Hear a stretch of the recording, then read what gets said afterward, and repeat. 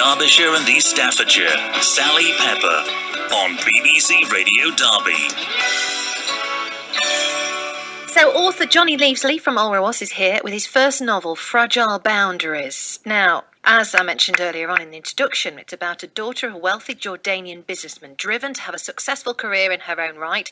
She's determined not to live a comfortable but servile life in Amman. After persuading her father to send her to London, she encounters an immoral society stricken with lust, greed, jealousy and duplicity. Johnny Leavesley, where's this inspiration come from? Is there some mystery life you've been leading? Not as such, no. I mean, I haven't fallen in love with a Jordanian woman and gone out there.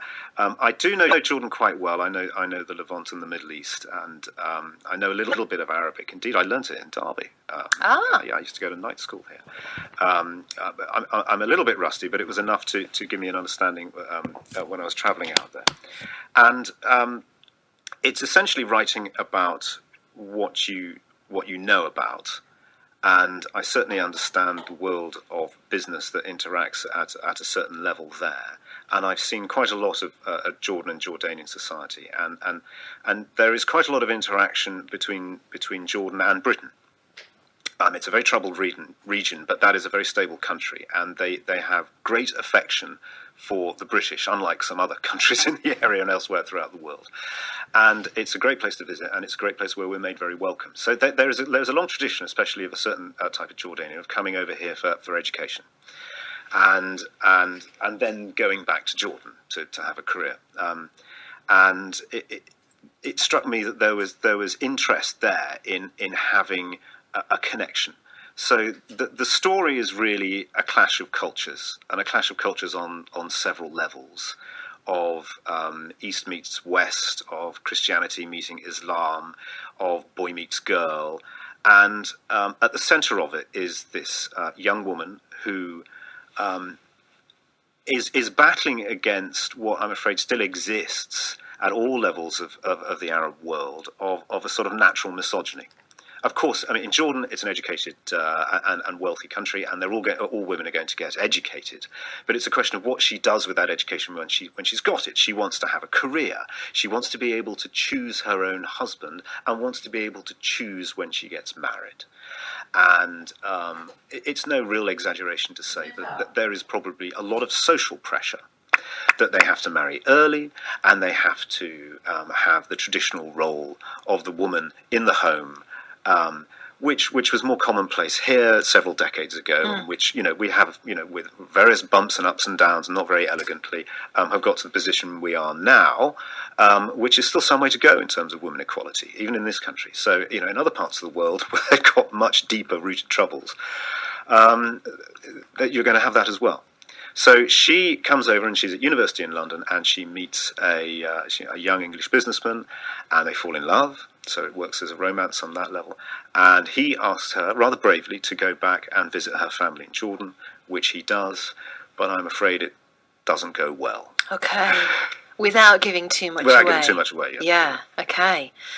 It's intriguing because, as you say, the idea, you have to have a good idea to start off with before you even put pen to paper or start to type up the manuscript itself. But to have so many layers within it, I mean, do you find that you just add on the layer as you go along, or are the layers already there in your head? Yes, I did. And it actually, in a funny way, it made it easier to write. Because we talked earlier about the snatched half hours, and everybody gets writer's block at some point. Everybody feels as if this is a project where you're just wasting your time. But if you get stuck, just write something else. You don't have to write it in a linear chronological way. Chapter 1, chapter 2, chapter 3. I wrote the last chapter fairly early on because I knew where I wanted to end up, and it's exploring what happens in between. It takes a lot more ironing out and correcting because you've got some of the nuances incorrect, or they don't connect right. But if you're revising it and making sure it's a good polished script, you should be doing that anyway. So yes, adding those layers and those nuances actually helped, and probably came about as a characteristic of having to write in stops and starts, although almost daily. Yes, yeah, exactly.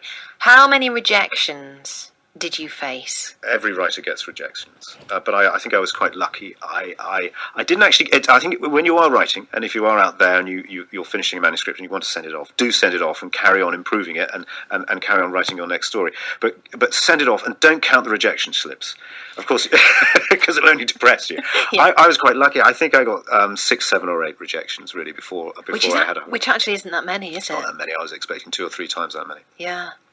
So when you finally get a letter or a phone call, whichever way it comes in, from someone saying, actually, we'd like to know more about this, we're quite interested. Is that how it works? Did you suddenly go, am I reading this right? Is that, I was expecting another rejection? Yes, it was curious, because it's easy to reject somebody in the post. Yes, yes. Easy to reject somebody by text or email, but I tend to get all my rejections because you submit your manuscript by post. Yes. Because you're generally and unsolicited. It's a part of it, isn't it? If they like it, then they say, well, send it to me on email and we can read it through there. And you're not sending the whole manuscript. Generally, you have to carefully read, usually because they've all got websites, what they want. Some say just send me the first 4,000 words. Some say send me the first 3 chapters, and a synopsis and a covering letter telling them about yourself. Whatever they want, make sure you adhere to that and send it off to them. And then you get a letter back, and you can usually tell as you're opening the envelope, they've sent me a letter, therefore it's a rejection. And that was the case after all. I did get a letter saying, we're interested, give me a ring.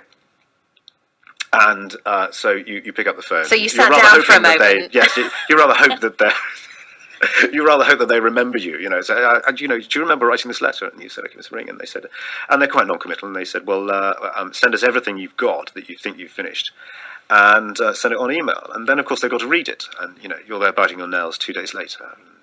And of course, it may take them 2, 3, 4, 5, 6 weeks to get back to you.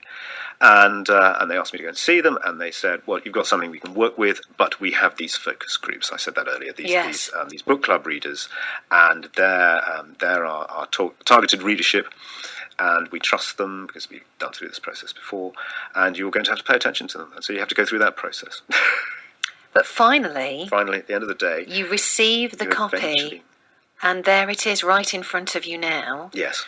And that moment when it does arrive, can you explain how that feels? Extraordinary. It's not quite as good as the birth of your children, but not quite. I'm glad you said that. No, not at all. But it is, very, very gratifying. And you finally think, well, this was a hobby, and now I'm a writer. I'm a novelist. Yes, and that's the other thing. Writer. If they do quiz you a bit. Well, at least my publisher did, and they said if you're just a one-book wonder, they're not particularly interested, because I think they'd be thrilled to break even because I'm unknown. I'm writing the next one. And they'll be keen that there's another one after that, and I've got the juice to continue. And does it follow on? No, it doesn't sequentially. I wanted to write another one, which actually is set locally and totally different style and structure. But I'm already working out what I would do if this is a success, how to write a sequence in this novel of this interesting Jordanian woman, this strong character whom I have a lot of sympathy with. Excellent. Well, we wish you all the best with Fragile Boundaries, which is available on Amazon, on the usual suppliers? Yes, it's available on Amazon. It's available Waterstones. It's available on several actual physical bookshops, I think Waterstones as well locally. It's available as an ebook through various outlets, so for downloadable as well. Great stuff. Exciting times for Johnny Leavesley, and very nice to meet you today.